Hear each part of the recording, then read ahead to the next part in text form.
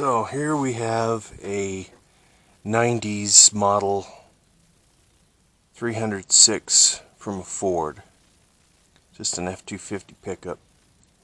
So we're going to look at something. I'm going to try and explain how this all works and give you some in-depth detail, or at least try to, about what to expect on these things. Alright, so what we have here is a pretty large amount of carbon deposits on the air intake side. I haven't taken the exhaust side off yet, so I'm just looking at this, and then we're going to go in and we're going to look at the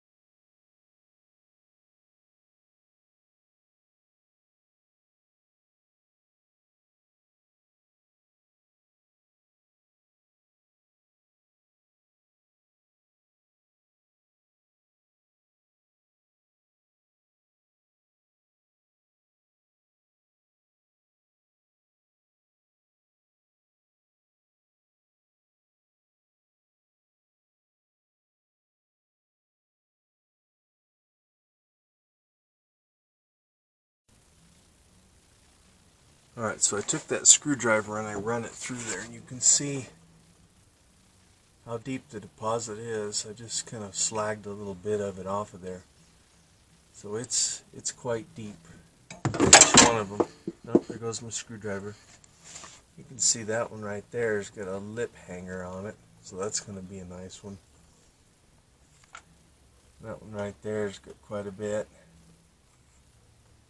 This is going to take some work to get all clean. 6 cylinders full.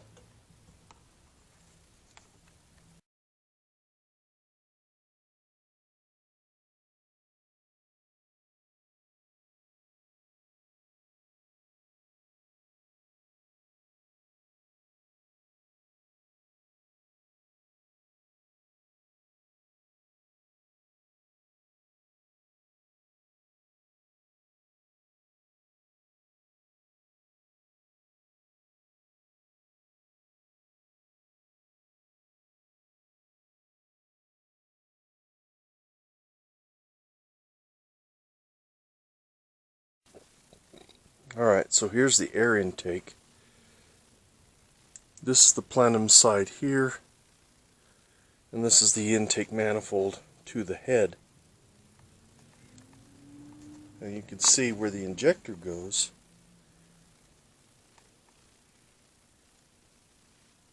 Sorry about the blinking light. But each one of these is quite carboned over. You can see way down inside there. That stuff is very thick. Each one of these cylinders is very thick.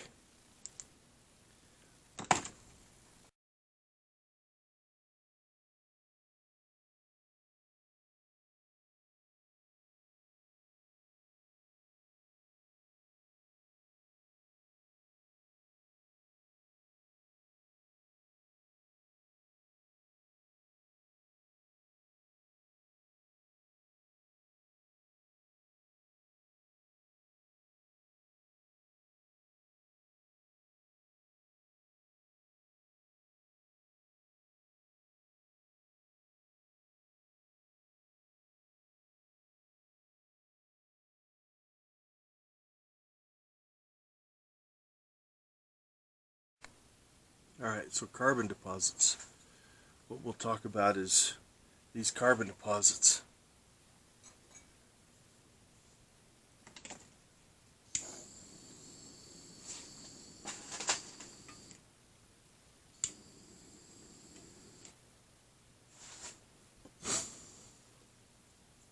First I gotta get rid of a wasp that wants to give me problems.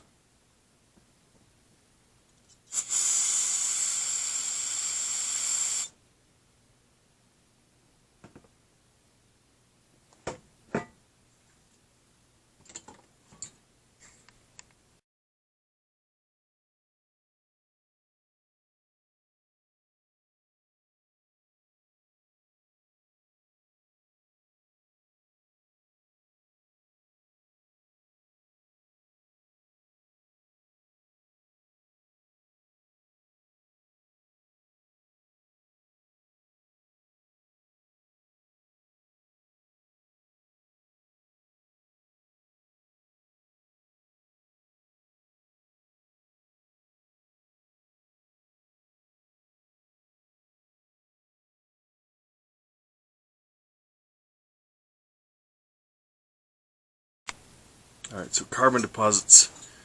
One of the things that we talk about with carbon is understanding where carbon comes from. Well, a lot of it has to do with not only what a driver does. It could be driver error, yes. It could be fuel quality, fuel issues. In this particular vehicle, this is a 306 cylinder and it's a service truck used for a small town in Colorado somewhere. And what I have determined to be the cause of this whole thing was this. I believe the truck is to be likely just a truck that drives in and out of town, or in and around town, not out of town. I don't think they used it for long trips or anything like that. I think it was just basically used to probably haul mowing equipment around to various places in the city or town, as it were.